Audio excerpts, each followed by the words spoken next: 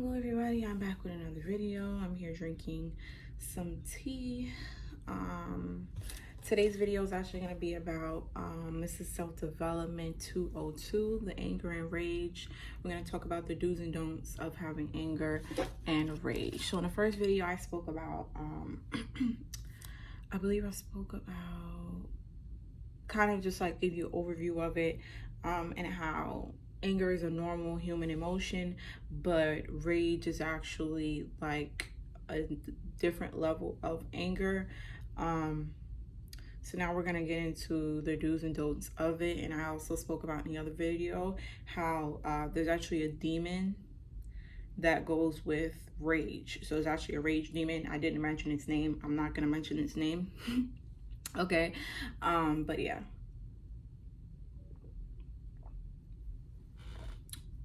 So if anybody's wondering what tea I'm drinking two different types of teas.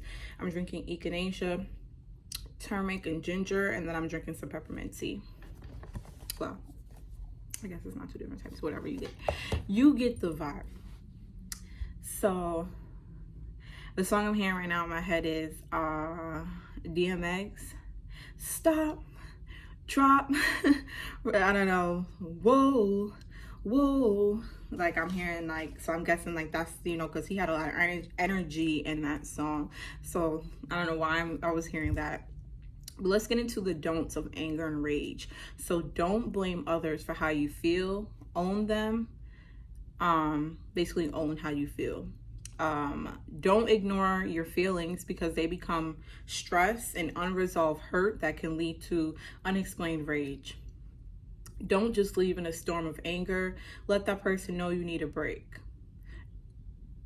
Excuse me. Don't threaten or use swearing. Don't threaten or use swearing gestures or engage in physical contact. Don't just say sorry for your actions. Find the tools to change. So I have some do's, and some do's are: express how you feel clearly and concisely.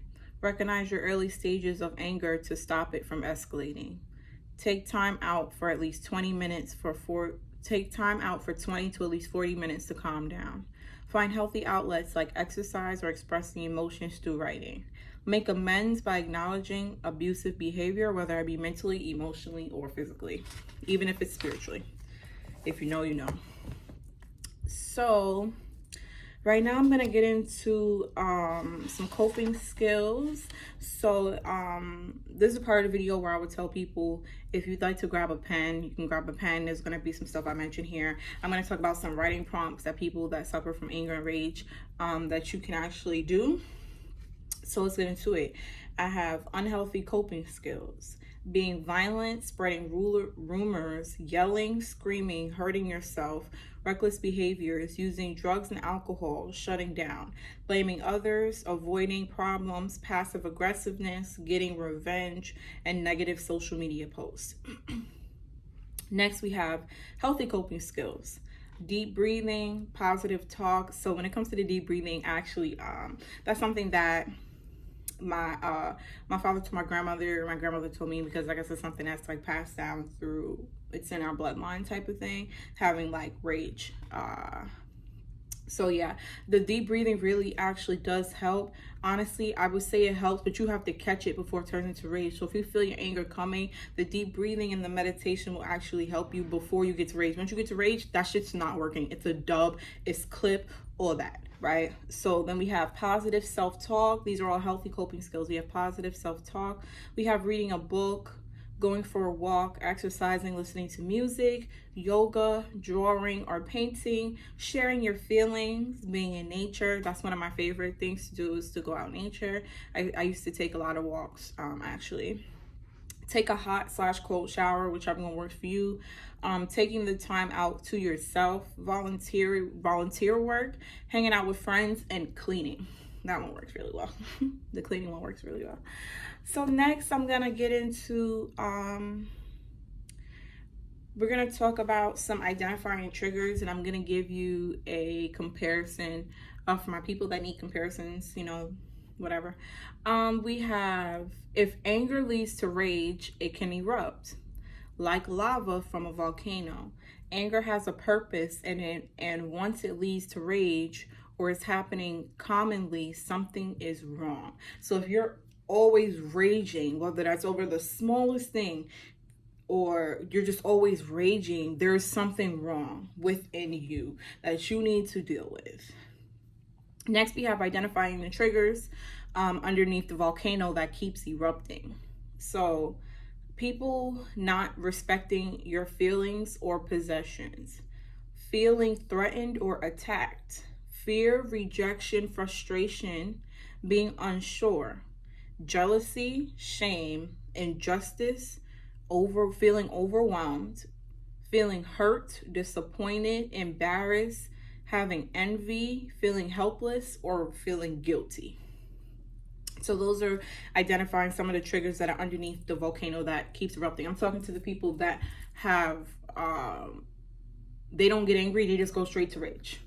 So if I mention any of these things, that's probably the reason why you're feeling it. And once you get to the point where just a reminder, anger is a normal human emotion, okay? But rage is not, okay? Rage is not. If you're getting angry and you're going straight to rage, the difference between being angry and going straight to rage. If you're going straight to rage every time there's a small thing or there's, you're blowing things out of proportion, that means that you have the demon of rage attached to one of your chakras, telling you the truth, whether you want to hear it or not. Or whoever, if you're watching this for to help them, they have a demon attached to their chakra, and that every time that's why they snap, because the demon feeding off their chakra, their energy, it's feeding off of it. So that's all they know. When you're not in control. So I'm actually going to speak about this in my next video, which I will be recording today, which is about chakras. When your chakras are off balance or they're off aligned, right? So if they're not all, your chakras should all be aligned, right? If they're not aligned and one of them is off, and you're working outside of what it should be, which I will explain in that video, make sure to watch it when I drop it. That means that you're leaving yourself open for evil entities and demons to attach to those different chakras that have, each chakra has a function emotionally and physically in your body, right? So yeah, if someone is jumping straight to rage all the time, they have a demon attached to them, whether they know it or not, whether you know it or not. There's a demon that's attached to one of your chakras. So this is the part where you might want to get a pen. If you made it this far in the video, good for you, okay? Because now I'm about to give you some tea. Okay, on some writing prompts, okay? Writing, for someone like me, I'm not gonna make this about me, but writing helps a lot. This is living proof. I'm one of those people, like, if you've got me to a point of rage, because I don't let myself get there. So anybody that says that I attacked them, or I did this, I did that, please understand that that person pushed me, because I don't let nobody take me that place. And then I'm being straight up with you. Like, that's just honest. That means that you really push me there, for real, because I don't get out of character for nobody, because nobody's that important, okay? But let's get into some anger writing problems. These are just some things I put together for you, and please make sure to like this video. I'm grateful to all people that watch my videos. I'm very grateful to all of you. So first writing prompt I have for you is, if my anger had a taste, what would it taste like? The second one I have for you is, when I'm angry, my body feels its most here. So when you're angry, where does your body feel it most? 3, I have, the consequences of my anger each time, well, your rage or anger, were. So what were the consequences every time you got angry and you had rage? 4, 10 things that irritate me are. 5, is my anger passive or aggressive? 6, do I make assumptions? 7, a letter to my anger and rage. So that is the end of this video. I hope that this video helps anybody that is suffering with anger and rage. These are the do's and don'ts of it. Make sure to watch the first video. Anybody suffering from depression or anxiety, make sure to watch my other video. I have 2 videos out on those. So this is your self-development 202, and I hope it helps whoever's in need of it. Please send this to a friend if you know that they're suffering with anger and rage, and have a blessed day. Okay, I hope this helps whoever needs it. All right, have a blessed day, y'all. Stay up.